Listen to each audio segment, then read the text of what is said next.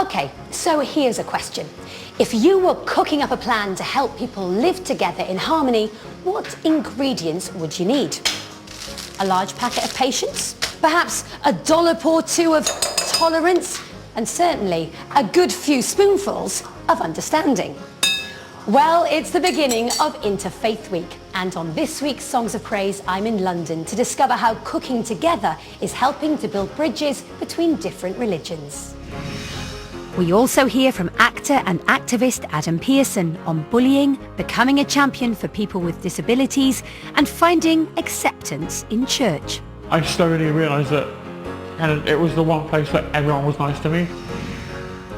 And I'm in St Albans to find out why the cathedral has a catwalk installed in the centre of the nave, complete with models.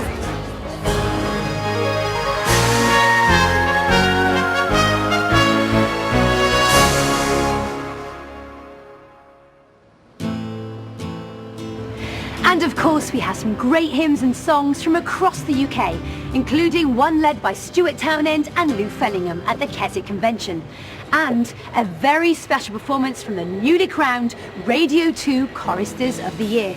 But we begin right here in London with a modern worship song that's quickly becoming a classic.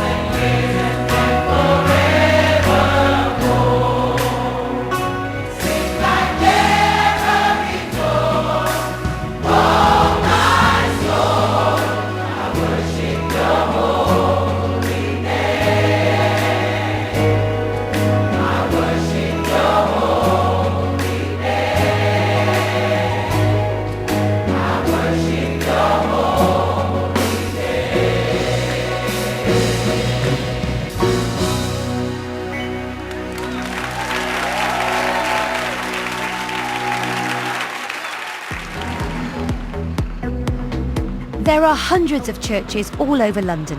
Many have stood for centuries and over that time have witnessed great change in the society around them. Take here, for example, the magnificent Christ Church, Spitalfields, was built 200 years ago and today has a thriving international congregation. But just around the corner, this Victorian building was originally a church. It then became a Jewish synagogue in the 19th century and is now a busy mosque. Modern Britain is not only multicultural, but also multi-faith, which of course raises questions for Christianity. How do you love your neighbour if your neighbour follows a different faith? Today marks the beginning of Interfaith Week, a time to promote understanding and cooperation between different faith communities.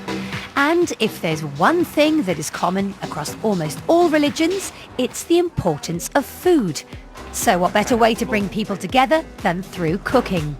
Trouble is, I'm no Nigella in the kitchen, but thankfully I've got a few friends that can help me out. Ready, guys? Yay! Well, I'm drawn here because you've got some Welsh leeks, so I'm happy. I'm at home now. Right. But Daniela, what's going on here today? Okay, well, we've all come here together. Everyone's coming from different faiths, Christians and Jews together, to cook for the homeless shelter. This early morning cooking session is organised by Jewish charity Mitzvah Day 365. So a mitzvah literally means a commandment, but its colloquial sense means a good deed, something you do to be nice to somebody. And quite rapidly we realised, of course, that these values are shared by other faith groups. The charity engages in interfaith social action projects throughout the year, building up to Mitzvah Day itself on November 22nd. Reverend James, you're from the London School of Economics. That's right, I'm the chaplain. I brought some students along to help out today. But not home economics. No, indeed. For one day only. We do a lot of interfaith dialogue at the LSE, and quite often that involves conversations about intractable disagreements that we have. And those conversations are most fruitful when friendship and trust is built up. So what better way to build those friendships than by collaborating together on a really worthwhile social project? What's the Jewish dish today? The Jewish dish is the apple strudel. Strudel, right. And what's the Christian dish? And the Christian dish is the mince pies. They look a little bit thin to me. Oh, I know. So what brings you here at 7 in the morning as a student? I know, it's the earliest I've been up in like 6 months. I just think personally as a Christian, I think it's just sad how much nowadays there's so much conflict and so much idea that you can't talk about things or things are, taboo issues, and I think I've got a lot of friends actually from different faiths, and just see them as people, first and foremost, not their religion. And I'm slightly afraid of your cooking, I've got to be honest. I know, it's a bit. I know. I'm not going to make bake-off, am I?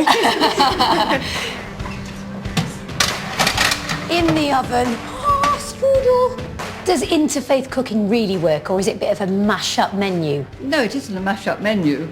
Whether the cooking works is another thing, but the reality of meeting and cooking with people is a very good thing. All right, here's a big dollopy question for you. Just going to throw that in the bowl.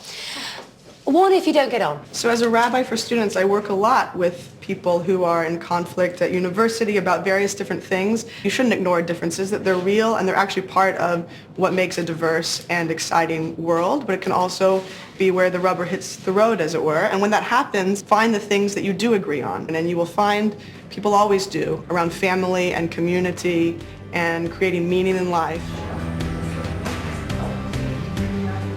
And for your personal faith, what impact does this have on you? It broadens my horizon. I think for me, God is bigger than my perception. And when I experience other people who know God and who love God in a similar way, but in a slightly different way, it just educates me. It smells good to me.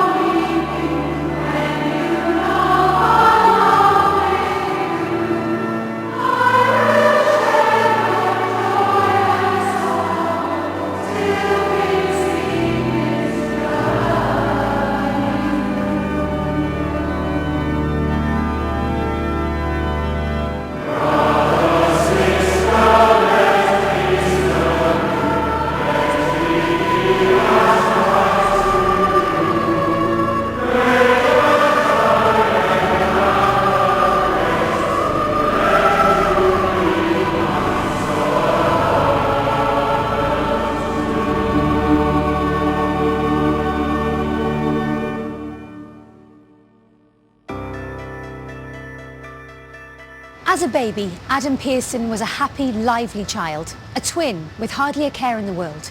But at the age of 5, his life changed forever.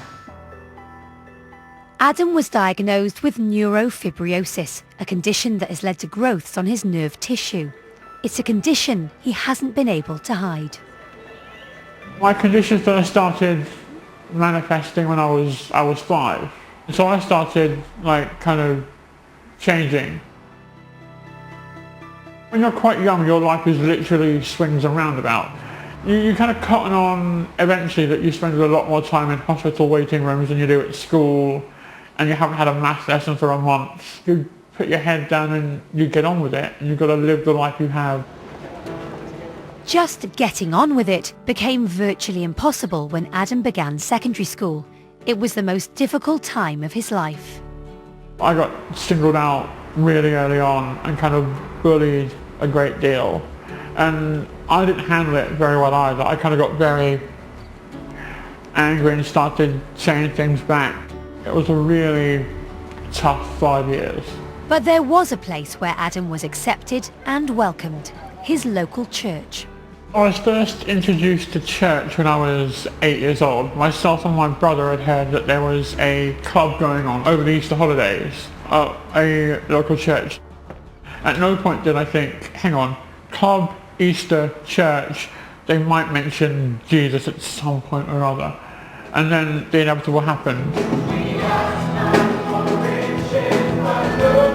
And kind of the more I heard, the more it kind of piqued my interest. So I started going to the Sunday school they had there. The more questions I asked, the more answers they had. I was very accepted in church. I slowly realised that it was the one place that everyone was nice to me, kind of irrespective. Having a disagreement in wider society really makes you public property. People think nothing of staring, pointing, hurling, abuse, whipping out their camera phones and taking photos. In July, Adam presented a BBC Three documentary confronting disability hate crime. I don't know how seriously the police are or aren't going to take this. In a perfect world, they'd deal with it like they would any other form of hate crime. So my big concern is that I'm not quite sure they know what they're dealing with. Adam has also started a career in acting, most notably in the BAFTA-nominated film Under the Skin with Scarlett Johansson. So having been on TV and done films with Scarlett Johansson, I've kind of become a spokesperson and the unofficial poster boy for disability and neurofibromatosis. With notoriety comes a certain amount of responsibility. My Facebook's always coming up with messages, Twitter blows up from people kind of with disabilities and with the same condition I have. Some wanting advice, just some saying, well done, keep going.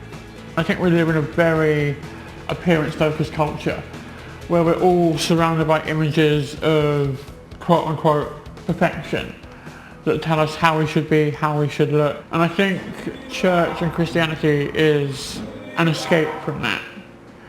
I think it's one of the very few things in my life that's kind of constant and that keeps me grounded.